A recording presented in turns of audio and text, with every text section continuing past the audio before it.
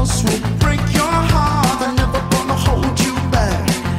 I'm always gonna have your back. So try to remember that. I hope you're happy. I hope you're good. Hello, everybody. Welcome, Marla. Thank you so much. We're excited. I was trying to be her first podcast ever, but I'm going to be her second because she was, getting ahead of the curve the other night. But that's okay. That's okay. So today we're going to talk about something that I don't personally have to deal with from a parental role, but I know that there's a lot of parents that I know and that probably can use help with this. So before we dive into anxiety and parenting and all that good stuff, why don't you tell the world a little about yourself? Okay. So I am a licensed therapist and I have a private practice where I help children and adolescents and parents to manage anxiety and other mental health issues. I also have worked as a school social worker for over 20 years and really am very passionate about helping kids and families to navigate all of the challenges in the day-to-day world. I'm also a mom, and I have a 21-year-old son and a 16-year-old daughter. And I approach my work from both the perspective of a licensed therapist as well as the perspective of a parent who has children who have both at times in their lives struggled significantly with anxiety. So I love what I do. And I have been working for a while on trying to figure out how to have a greater impact for parents and to reach more parents. So I'm newly learning about the online space and how I can connect with parents in that arena as well. So I'm so excited to be here. Well, you're doing so many powerful, good things out in the world as far as events and spreading your message for free. A lot of the times, your events are free and people are getting to know you and you're just sharing and you're already making an impact. So I'm really excited about your course launch coming up. It's going to be a big, big deal. And we'll revisit that and tell everybody from the rooftops as we get closer to the date. But I don't know if you want to either share maybe a foundation of strategies. You're one of the most organized people I know. So I know that you have kind of a mental plan going on. But I'm also going to, if it's okay, I'm going to share with you, again, no kids, right? But one of the most heartfelt things, like I would have never understood that anxiety is a problem for children. I just happened to have a child in my life that actually taught me this. And how she did that was she had to write a school paper, and it was supposed to be about your senses, right? About one of your senses. So taste, feel. And she actually titled the paper Anxiety. And she's the one who kind of enlightens me a little bit about what it is. She'd have fear of ordering her own food in a restaurant. She didn't want to talk to people. There was a lot of secrets. Things came out in physical harm ways. So there's a lot of damage that could be done. So I just kind of want to put that out there. I'm sure you probably were going to cover it anyway, but that's my only real experience. So if you want to speak to any of that as well, that'd be awesome. Yeah. So I think what you experienced with her is so important. It is so important that we are talking to children about how they feel. Kids, I guess I shouldn't say they surprise you, but they are so incredibly insightful and often so self-aware of how they're feeling and the things that are challenging and difficult for them. So I think one of the greatest things that parents can do is to make space and make time to talk with their children, to just converse and say, hey, how's it going? Like connect and see. Anxiety presents in so many different ways. And it's really important for parents to have an understanding of what does anxiety feel like for kids and what does it look like? So the physical manifestations, I'm sure all of us can relate. We all get anxious from time to time. And one of the things I want people to understand is anxiety is normal. Like it would be abnormal if we didn't experience anxiety. Everyone experiences anxiety from time to time. When it becomes a clinical issue or a clinical concern is when it's really impacting someone's day-to-day functioning. So just normalizing for a child, there's many different situations. Like you said, some children get anxious when they're having to speak in front of their classroom, or some kids get anxious when it's time to go to a doctor appointment. Some kids get anxious at play dates or tryouts for sports or going to new situations. New experiences can also really contribute to kids feeling anxious. So it's important that we call it what it is. This is anxiety. This is normal. This is okay for you to be feeling these things. And one of the things that we say sometimes is you have to name it to tame it. Like, call it out. Hey, it looks like you're feeling a little anxious, a little worried, and in a non-judgmental way, like in a very accepting, open way. It's just so very important. So first we want to name it. We want to recognize, like, kids feel it and adults feel it. This is what I was starting to say, in their bodies in different ways. You may have a really rapid heartbeat, or your stomach may feel really sick, or you may have a headache or a stomach ache. And sometimes it's really challenging and tricky. And this is something that COVID has, I think, created a little bit of confusion around this, because you want to have kids push through and say, you're okay. Like, this is anxiety. But all of a sudden we have this, if you're feeling sick or if you're not sure, stay home. So it can be really challenging and really confusing for parents and for kids to figure out when you push through and when you stay home. When is this sickness? When is this anxiety? And it just takes a little time to learn how to key into your body and to gain a greater awareness of anxiety so that you can tease those things out.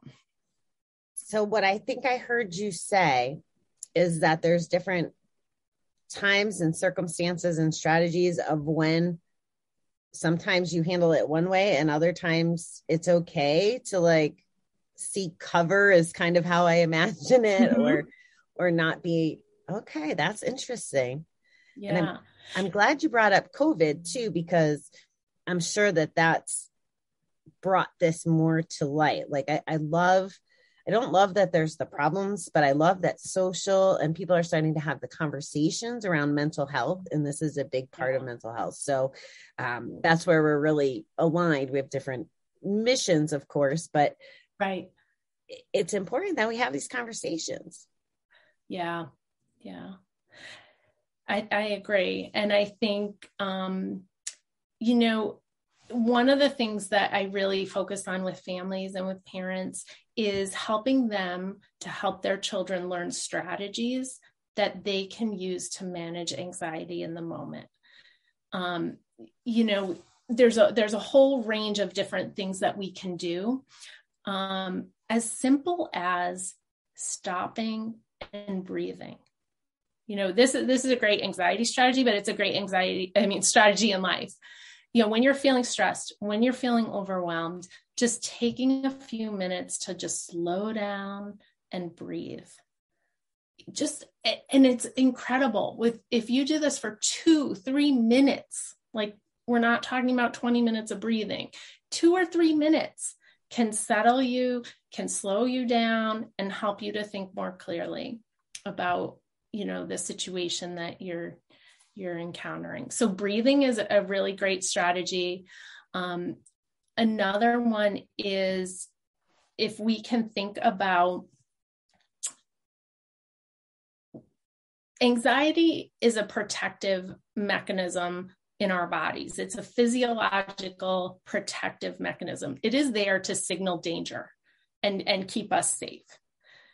So the tricky part is we as humans have an imagination and creativity. And sometimes we think about things in our brain that we feel like, oh my goodness, this is terrible. This is so unsafe, but really the situation is not a dangerous one. It's something that we have to look at more critically. Like, okay, let's look at the situation. Let me think of an example. A child who is afraid that someone's going to break in their house, let's say. What we want to do is first have them say, they might have trouble getting to bed at night, might have worries about being alone because they're worried about, something unsafe happening in their home. And so what we want to do is say, let's talk about that. Let's look at that particular situation and say, is this really unsafe? Or is this your worried brain telling you that this is an unsafe situation? And so we might look at strategies you can use to tease this out is this facts versus feelings? Facts versus, what are the facts? Has anyone ever broken into your home? For some kids, yes. And then there's a reason to be anxious and worried and concerned, depending on their neighborhood or their environment that they're in. For some kids, no, their house is a very safe place. And then we can say, what are the things that make you feel safe in your home? Well, we have a Ring camera that goes off every time somebody comes up the driveway, or we have locks on our doors, or my mom always checks before she goes to bed to make sure everything's set. So the factual things, what's the likelihood in your neighborhood at this time that someone might break into your home? I mean, this is just one example, but trying to break it down for kids and help them to understand. And then once we do that, we can problem solve. So what would make you feel safer in your home right now? What do we want to do to help you feel a sense of safety and security? And kids will often come up with really great solutions to these anxiety issues on their own. We have to stop and listen to them. A lot of times parents, myself included, will try to hop in and rescue or solve the problem, or, help the child, let's just fix this for them. But we really want to empower children to solve problems on their own and to help them figure out solutions and how we can support them in the process. So, yeah, I don't know. Well, I heard some really good things in there, and I like that you talked about the reason, right? So instead of it being imagination kind of stuff, going through those different strategies and applying reason to that situation. And hopefully my mother's not watching. But one of the things you said that really strikes a chord for me, and I know for me, I don't know if it's anxiety or defensiveness or whatever, even as a grown child, that rescuing makes me bananas. So I want to call that out, because we don't just necessarily want the answer. I have a headache, take an aspirin, or whatever it is. Sometimes it isn't about just getting an answer. It is about the process. And I think that's what you're saying, is having this dialogue as part of the process. Am I understanding that correctly? Yes, absolutely. And I think when we think about anxiety, there are common kind of defense mechanisms. We've heard fight, flight, or sometimes freeze. So if we think about a child who's feeling anxiety, they might often, the common response is to avoid. So that's that flight response. Like, I don't even want to get in that situation because it feels uncomfortable. And as I said, a lot of times as parents, we don't want our kids to feel uncomfortable. Of course we don't. So we may tend to try to, help them escape and avoid, when really it's a whole counterintuitive process. What we want to do is empower the child to push through those uncomfortable feelings and do the very thing that is making them feel anxious. Because once we do that, it's incredible that there's this sense of achievement and accomplishment and an increase in self-esteem and self-confidence. It's empowering. It's empowering for us as adults. When we do something that we've been really nervous about doing, I'm sure we can all come up with an example of a time when we did something like that. Like, you have this pit in your stomach and you really know you should do it. And then you do it. And then the next time you do it, it gets easier. And we feel really empowered by that. So when we have our children avoid situations as a way to protect them and keep them safe, we're actually robbing them of the ability to grow and the ability to push through and be able to problem solve and manage things on their own. So if these things aren't, I have multiple questions written down, and if there's anybody watching on Facebook, feel free to, I'm trying to keep an eye on the comments. So if my eyes are wandering, it's not that I'm bored, it's that I'm trying to pay attention to both. But you just said, if things aren't addressed, does that actually carry into adulthood then? If you're not facing whatever's causing the anxiety, like, what does that look like beyond childhood? Okay, this is like one of the things I am so incredibly passionate about. Children are like little sponges. They are so incredible to work with in therapy, because they have this desire, as we all do, to feel better and know how to navigate things. And I often will say, if we can teach children these skills that I work on really hard in therapy with them, skills of identifying feelings, communicating feelings, getting in touch with your feelings, recognizing anxiety and using strategies to push through the anxiety. When we teach these things to children, it literally can change the trajectory of their whole lives. Like, imagine a child who learns how to do these things, learns how to push through anxiety. They are open to possibilities for how they set their goals, experiences, going to summer camp or trying out for a team or auditioning for the school play. Every time you do something like that, you grow in your ability to think bigger, your ability to, do amazing things in the world. So it is so it's so important to me. And the greatest teachers in the whole world are parents. This is why I'm so passionate about educating parents and teaching them how they can support their children in overcoming anxiety and managing uncomfortable feelings, because it really has the potential to have this amazing, massive lifelong impact. And I want to add one more thing. Go for it. We are never too old to learn these skills. My work tends to focus on children and adolescents and young adults, but adults of any age can learn how to do this. And the impact at any age it can be huge.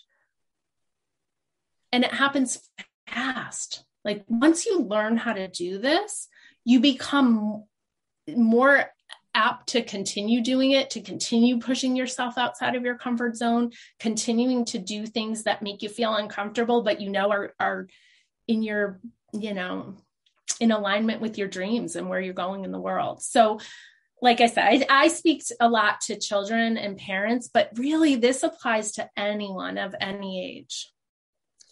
That kind of answers my next question. And it's so funny as you talk, it's almost like you can't be 10X with anxiety until you figure out how to manage the anxiety. It's almost like you can't do it because that fear would always hold you back. So true.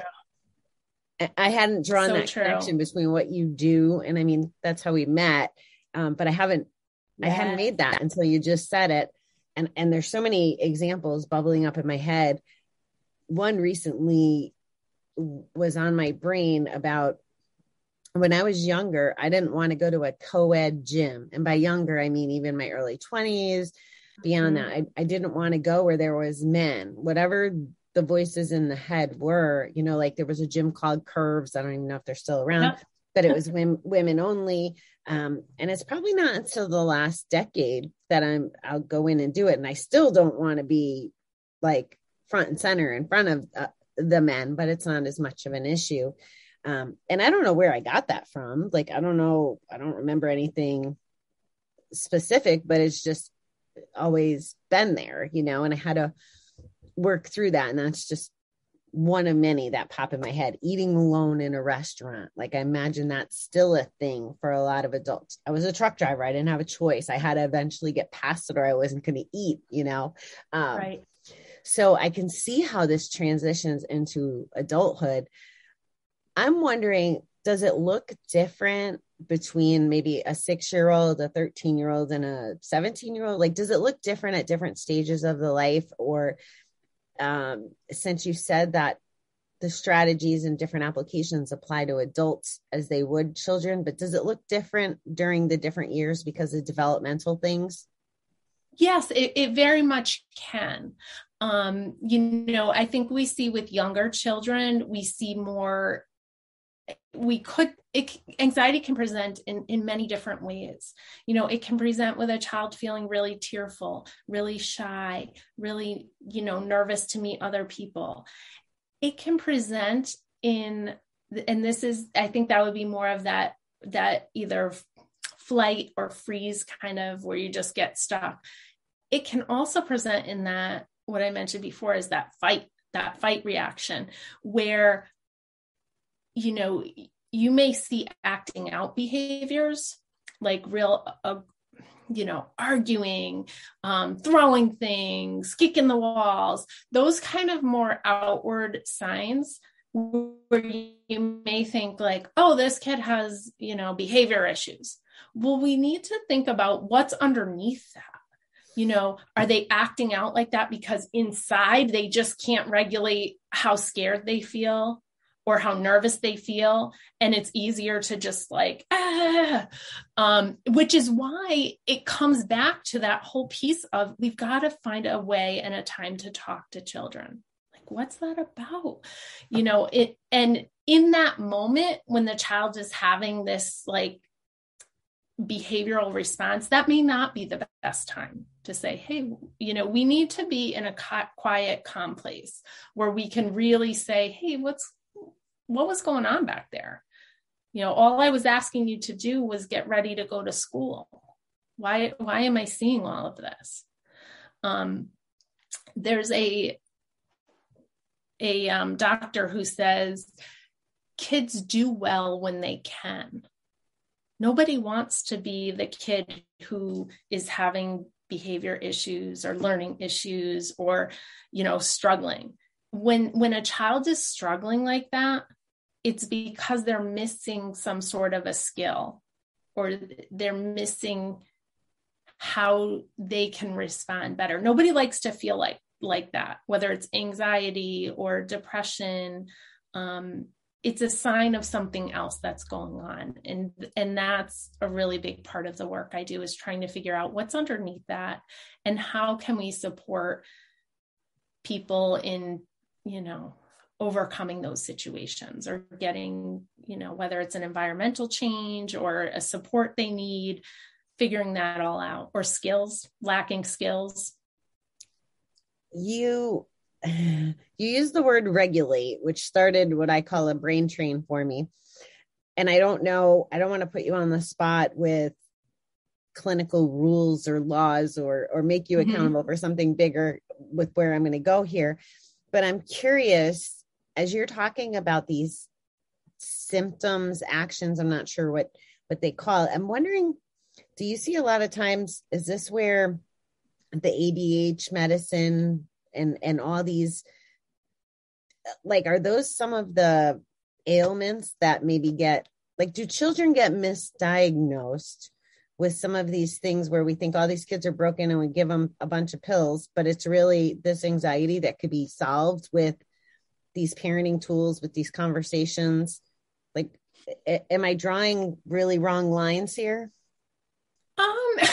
So I'm not a doctor. I'm not a psychiatrist. It can be really tricky. And there are certainly situations where I have seen that children benefit greatly from really good treatment with a doctor. It's my personal preference that we always start with looking at how can we help kids, whether you're on medication or not on medication. These are skills that you're going to need. Learning how, as I said, anxiety is normal. We all have it.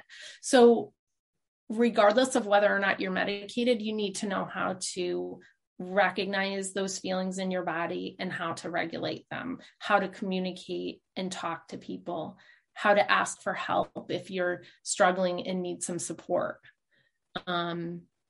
So, I don't want to speak too much to the medication piece, but it can be a complementary, helpful thing when prescribed by, a doctor who really understands. I have seen situations where changing an environment or offering other kinds of supports or teaching a child how to navigate a little bit differently can be really effective too. So, I'm sorry to put you on the spot so completely, but I just feel like, and again, it's my personal, I just feel like pills get thrown out there as a solution for everything. So the more I discover on my journey about things like meditation or conversation or processing, like you talked about early on about teaching the kids how to identify their feelings. Right. I don't know how to do that as an adult. Like what's the difference between anxiety and fear, or like, I don't know how to distinguish them still. I mean, as I investigate more and more.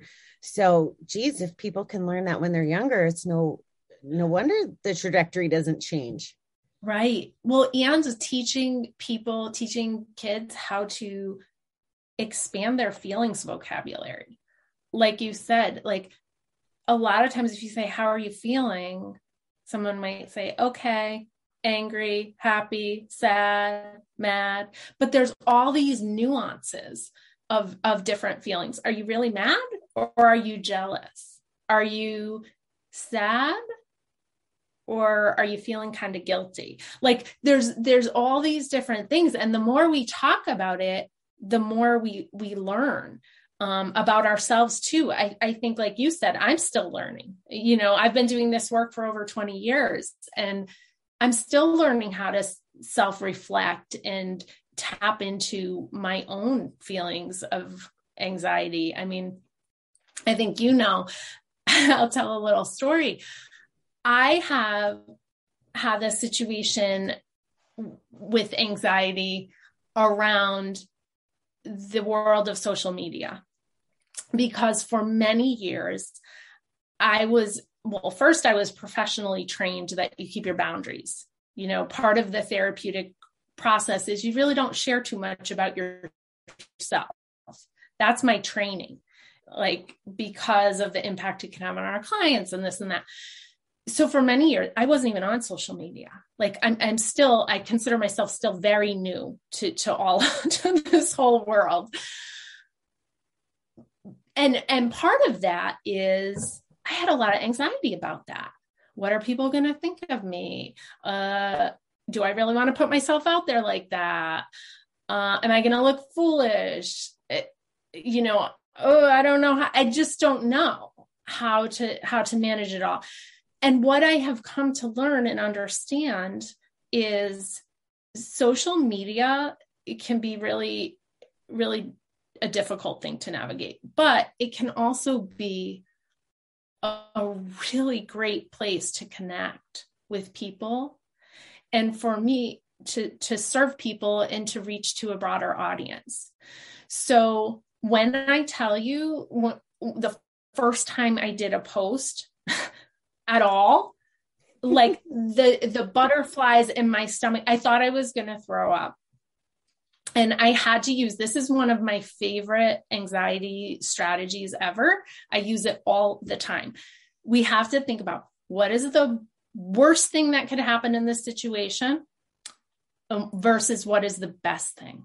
And I use this like when I'm making decisions, and anytime I'm like torn about what to do, what is the worst thing? What is the best thing? So for me, the worst possible thing that could happen is I might be embarrassed. People might not like me. People might think it's weird. There could be a lot of that negative stuff, which I don't even know how I would know about that. It's like, there's a lot of stuff in your head that you create these stories. And then I weighed, okay, what is the best possible thing that could happen? And when I thought about that in my work and in where I'm coming from, the best possible thing that could happen is I could have this opportunity to connect with a much broader, wider audience. I could have this opportunity to share the knowledge that I've gained over the last 20 years. Both as a therapist and as a mom, with parents who are struggling. And I was on that journey. I'm still on that journey of parenting, and it's really hard. And when I thought this social media could be my way of connecting and reaching and helping and serving people, even if I serve one or two people, like, yeah, get over your worries about looking foolish, because who cares if you can connect and do this other work? So I use that strategy all the time. And it is truly one of my favorites, but one of the most powerful ways that I use to make decisions and figure out how to push through that anxiety. And I think you know this, but I even have a t-shirt. I have facilitated a lot of, I had this girls group going on for a while, and we talked a lot about anxiety, right? A lot. It's a big topic. Any kids, teens, adults, like you could talk anxiety in any room, anywhere. But I was doing a lot of work with these kids, and I found this t-shirt that I absolutely love.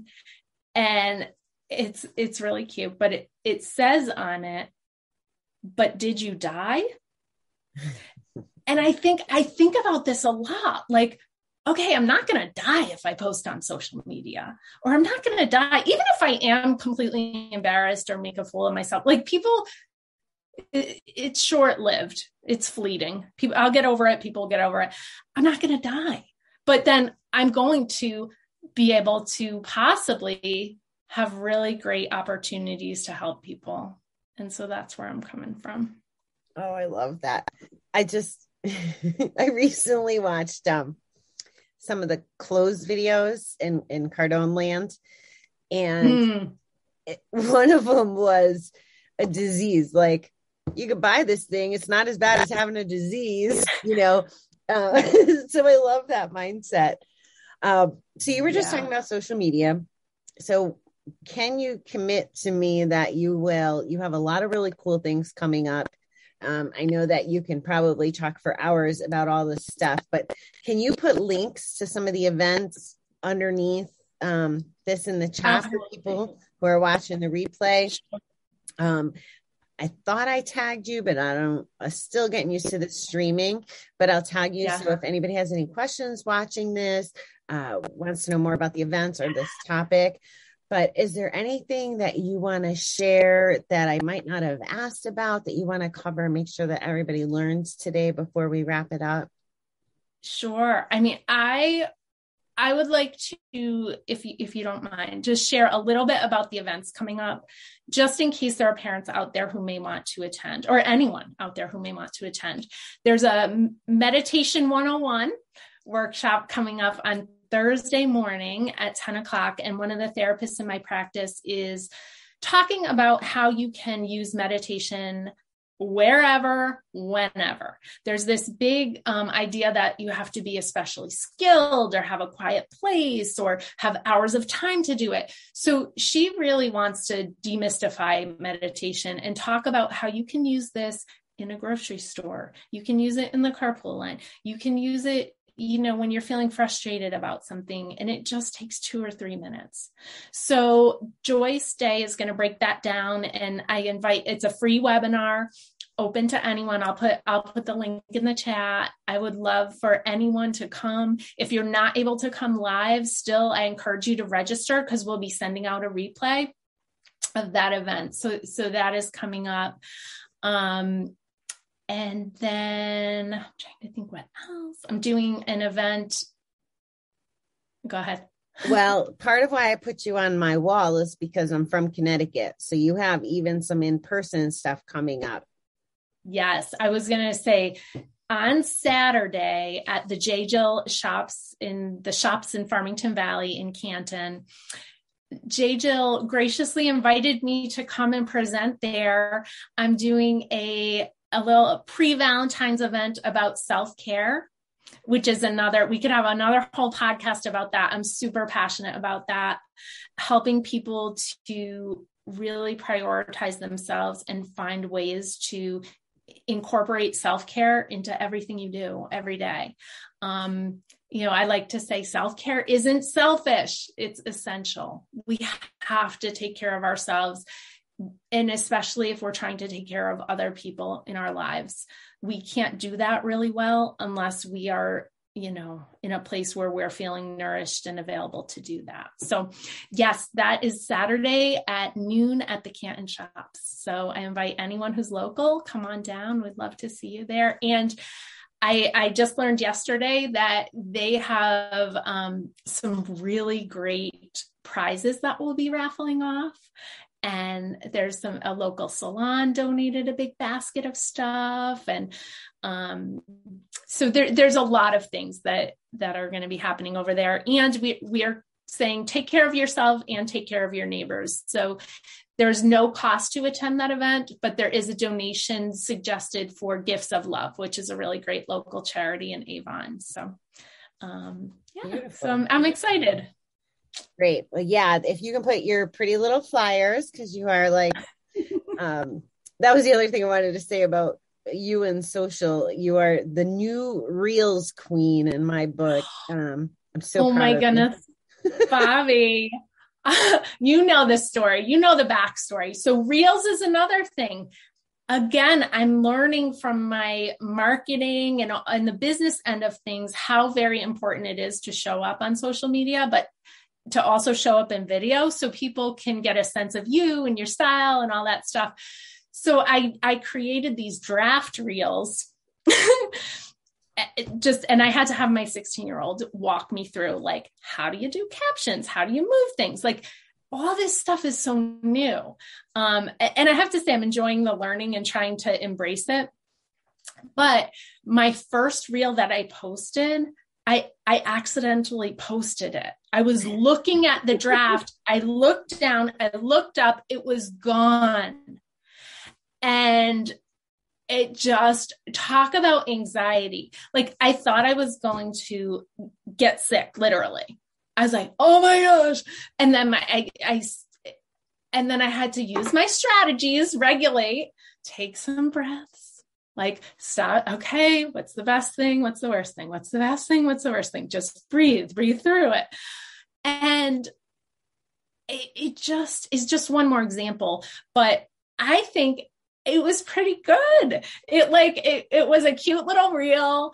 I'm kind of gotten over like, okay, it's out there. You guys should check it out. If anyone wants to see, it's on my Instagram, but it actually was seen. I have a very small little audience of probably 250 people, maybe around there. And so my daughter, I told her the story when she came home from school, and she's like, oh my goodness. And then we're like, well, let's see if anybody even saw it. I didn't know how to find the insights.